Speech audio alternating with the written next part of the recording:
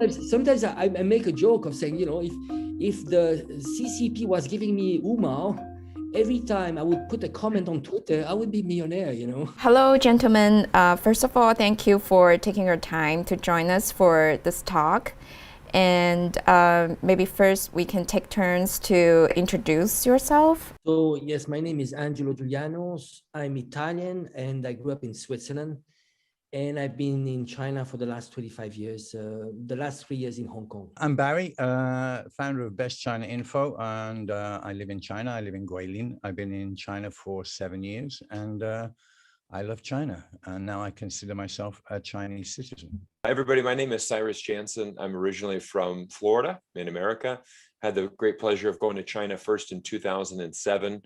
Lived a total of 10 years in China between the cities of Shanghai and Hong Kong. Then I've been relocated back to Vancouver, Canada, where I run a Chinese marketing business here in Vancouver for the last 4 years. What brought you to China, and why did you choose the city that you lived in? So I first arrived in China. I arrived in Taipei, and I wanted to learn Chinese. So the idea of going to China was because I knew about the opening up of China, basically what they call a 改革开放. And I thought that was a very critical moment to be in China, to experience China coming back as an emerging power. I had reached the end of the line with living in the West. I was just bored. And also I couldn't agree with the way the West was being run. And so I decided to move, and a friend said, well, why don't you go teach? And I thought, well, China, I've always been fascinated all my life. It's a lifelong fascination. And I chose a beautiful place over a high salary, which is why I'm in Guilin. I was very interested to go abroad. And there was an opportunity that was in Shanghai, China. And like many expats, I went on a 2-year contract, ended up staying for 10 years. It was fantastic. Before you actually been in China, what was your impression on China, and how did it change over the time when you were staying here? My first impression was skeptical at the beginning, and it just takes a lot of time just to really learn. It's not after 1 year that you understand China. When you start, you think you know about China after 1 or 2 years, and after 25 years, you become more humble and you realize there's so much to learn. And I've seen all the changes, and everything was extremely positive. So I think it's the best decisions I've made in my life. Of China was first formed at the age of 11, 12, 13, something like this, when my hero was Li Xiaolong. And his films came to the UK, and I just saw this guy who was like super fast and super amazing, and he was my hero. And my fascination with China began then, and I tend to form my own opinions, and so it's just been a lifelong fascination. I've just become more in love with China. I've never felt alien. Since my very first day, I never felt like I was an outsider. I've always felt at home. And I've always felt like I've actually come back home. So my first impression of China, I think at the time, when I first had the opportunity to go to China, I was 23 years old. I was like probably most Americans. I knew very little of China. I think back in 2006, most people probably thought of China as the old China, 1970, everybody's poor, everyone's wearing the same gray suit, there's a lot of bicycles, we kind of have these old stereotypes. And amazingly, here we are, 14 years later in 2021, I still think many people have these very old stereotypes. And so that was kind of the impression. And I remember one of the first questions somebody had asked me, oh, you're moving to China, do they have electricity in China? And I said, they're the fastest growing country in the world. Of course, they've got electricity in China. Like, what kind of question is that? But it just shows you, how little people really understood about China. Obviously, when I came to China and experienced it firsthand, it was amazing. I mean, really incredible experience, because very different than, our stereotypes and what Western media portrays as well. Do you feel like there have been some accusations from the West on China? Do you think it's fair, and what are the reasons of these accusations? I think we pretty much started at the same time. Cyrus, Barrie, so Daniel Dumbril. It was during like Hong Kong, the Hong Kong riots. And I think this is where you could see quite a few foreigners that actually had a first-hand experience on what was happening. And we could see the difference between the events on the ground and what the Western media and foreign government were saying. And I think it was quite obvious. What happened in Hong Kong was only the beginning. And then we have the Uyghur and so on. I don't know if you guys saw, there's Al Jazeera, they did something about Daniel Dumbril recently, and they say they contacted him and they never contacted him. So they accuse us as being paid by the CCP, you know, I mean, I wish. I wish, I mean, sometimes I make a joke of saying, you know, if the CCP was giving me Umar, every time I would put a comment on Twitter, I would be millionaire, you know? Yeah, exactly. So I think it's all about injustice. We need to speak out. I think it's a responsibility that we have to speak out, you know, because it's unfair for China. I agree with you, Angelo. There is a danger we get banned, we get suppressed. It's happened to me twice. Accounts that I had for 12 years were deleted by Twitter. That's 12 years of work that disappears. It's a hard blow. I agree, Angela. Also, Hong Kong was the spur for me. It was the terrible things that were happening to Hong Kong citizens. It was shocking and it was heartbreaking to me, and I could not be quiet about it. The injustices go on and on and on. And the Sissy, you say why? There's money. You follow the money, that people are being paid to do this, and you take the money away, they don't do this anymore. They're being paid, and they're being paid from the lowest to the highest levels. There's a lot of money involved in this. America just put up, was it 300 million or 300 billion specifically for anti-China propaganda. I see China as my home, and I will defend my home to the death if I had to do that, because it's my home. It's the place that gives me a living. I really felt it was a responsibility for me to speak out, because I know that there are many Americans that don't know anything about China. I think the biggest thing we need to realize is, especially from, and I always like to speak from my perspective as an American, United States government, we look at always at China and we look at them through the eyes of the American government. You know, your government's not like us. You need to change to us. Well, China doesn't have the same government. You know, you can't look at China, you know, from your American perspective. So I think it really just boils down to cultural differences, and that is really a foundation, you know, why we have so much differences between our country. It boils down to culture. And so I'm trying to do my best to help educate us and just realize that, you know, continuing down this war, you know, this road towards war is not the best solution for these two countries and the entire world. People in the West, they are misled emotionally. You know, people learn about China watching Hollywood movies. But do they take books? Do they go to China? Do they spend a little bit of time to learn about the language and the culture?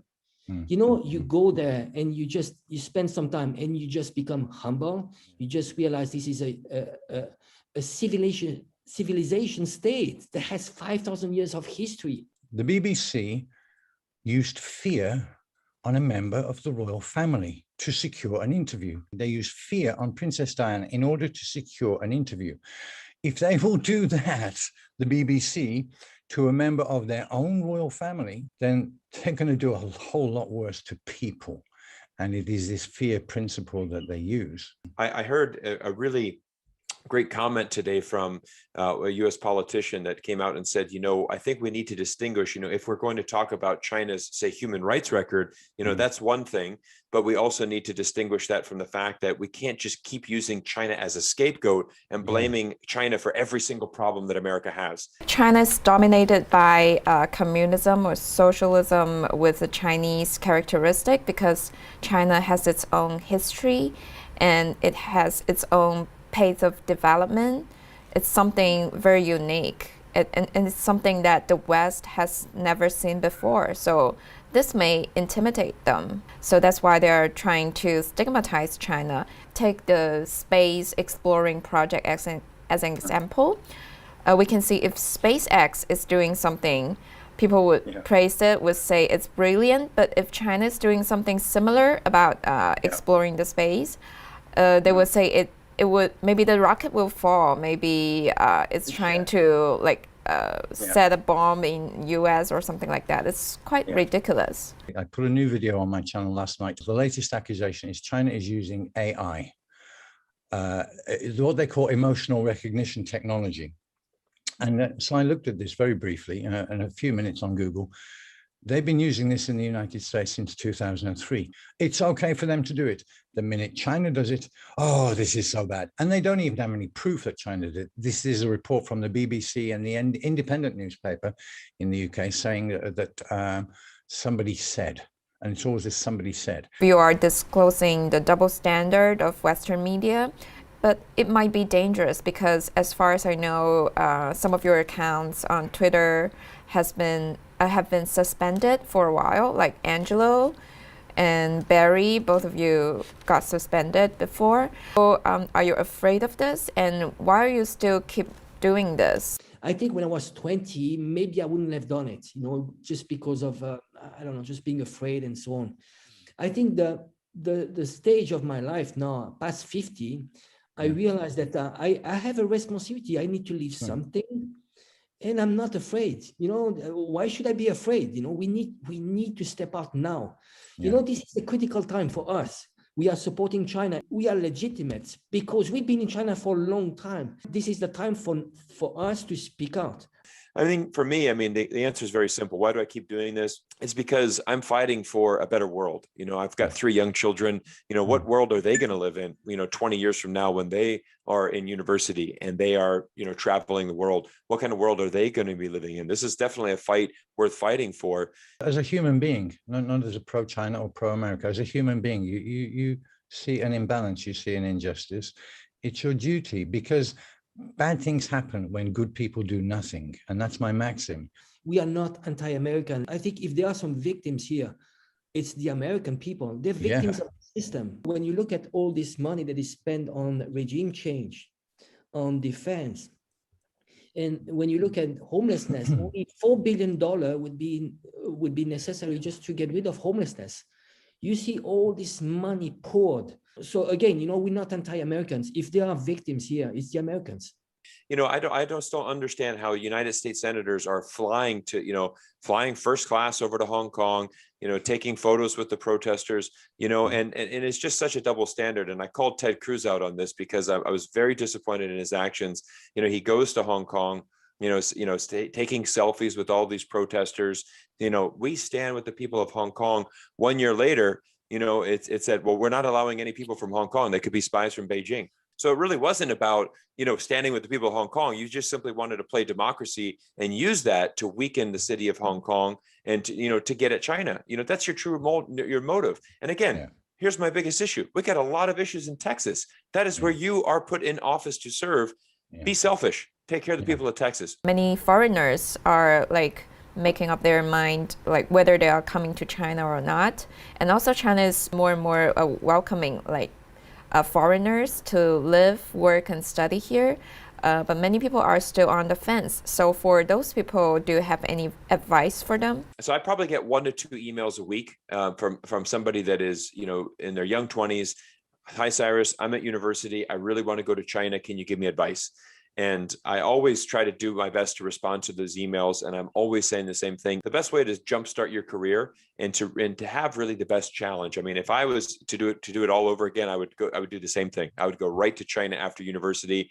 It was the best learning experience in my life. And it really jumpstarted my career. And I don't know of any other country that's going to offer you, the same amount of experience that China can. I would say going abroad anywhere is a great experience, but why not do it in one of the fastest emerging economies in the world? But I believe this from my heart, that China is a good future for the world. And I genuinely believe that China honestly has this win-win thing. And my advice to anyone coming to China is, there's an old phrase, when in Rome, do as the Romans do. Or when I say, when in China, be Chinese. For the future, do you have any expectations on the development of China? We just need to hope that there's not going to be any confrontation, where we are going to focus on prosperity, on real human rights. So I'm very hopeful. I think time is on the side of China. When you look at all of these emerging technologies that are coming out of China, you can look at how they're investing tremendously in solar power, renewable energy, the electronic vehicle market, digital payments, central bank digital currency. I had an author of a book that was just published called Cashless. And he said, something that really stood out to me. The entire world owes a debt of gratitude towards China because they're the first major superpower to develop a central bank digital currency. And as a result, other nations that follow this line, because China was the trailblazer. And they are really showing the world this future technology. And that's really exciting.